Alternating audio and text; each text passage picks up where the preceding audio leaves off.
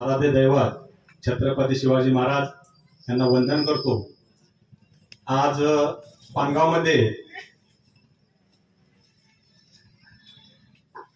मराठा संघर्ष योद्धे मनोज जरांगे पाटील यांनी जी चलो मुंबईची हाक दिली आहे त्या नियोजनासाठी आज बैठकीचं आयोजन केलेलं आहे।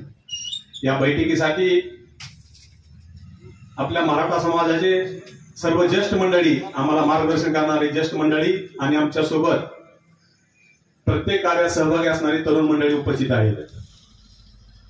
आज उपस्थित राहिल्याबद्दल मी सर्वांचं स्वागत करतो। आता सर्व वक्त्यांनी सांगितलंय की आरक्षणाची गरज, आरक्षण कशासाठी पाहिजे, जायचंय कशासाठी, जायचंय कसं। खरंच आरक्षणाची गरज हे शिक्षणासाठी सुरुवातीला पाहिजे। आपल्याला नोकरीपेक्षा शिक्षणासाठी आरक्षणाची गरज आहे। शिक्षणासाठीच आपल्या समाजातील सर्वसामान्य कुटुंबाकडे अडचण आहे। आपल्या मुलांची आपण फीस भरू शकत नाही, आपण आपल्या मुलांना चांगल्या कॉलेजला ऍडमिशन घेऊ शकत नाही आणि साधारण 1 लाखापासून 1 कोटीपर्यंत कॉलेजचं डोनेशन आहे। कपिल दादांच्या घरी डॉक्टर 3 झाले। दादा आपल्याला किती फी भरावी? 1 कोटीच्या रकमेत फी भरावी लागते। तर ते प्रत्येक समाजाकडे, प्रत्येक माणसाकडे ह्या गोष्टीची ऐपत नाही।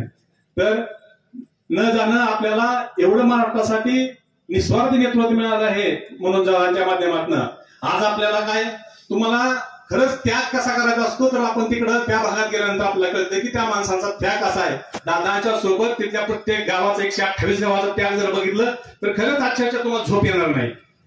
करोडो रुपयांचं त्यांनी नुकसान करून घेतलं, शेकडो गुन्हे दाखल करून घेतले, पण एकही त्यांचा कार्यकर्ता कुठं एका बैठकीत नाही, एका कमी झाला नाही। जर पोरं जर तिथे निघाली तर 15-15 दिवस त्याला सोबत बाहेर असतात, घरातलं काहीच कोण बघत नाही। आणि असताना सगळीच्या सगळी टीम दादा सोबत असणारी 100 एकर असणारी सगळी पोरं आहे ती। म्हणजे असं नाही की बाबा हे रिकामी पोरं आहे, ह्यांच्यामुळे काहीच काम नाही।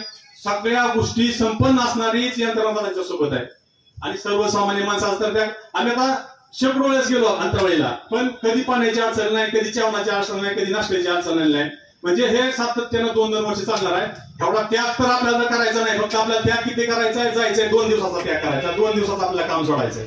2 दिवसाच्या कामात इथं ज्यांना यायला आपल्याला काय नियोजन करायचंय, तर ज्यांना यायला जमत नाही त्यांनी ह्या लोकांना भरभरून प्रतिसाद द्यावा। तुमचं गाव आहे, माझ्या हिशोब काढताना 1000 फोर व्हीलर ह्या गावात निघतील, 100च्या पुढे गाड्या निघायला काहीच अडचण नाही असं आमचं मत आहे। आपल्या तालुक्यातून 10,000 तर गाड्या निघाल्या पाहिजे या आंदोलनासाठी। आणि हे मिळणारं आरक्षण जे आहे ते आपल्याला सुरेश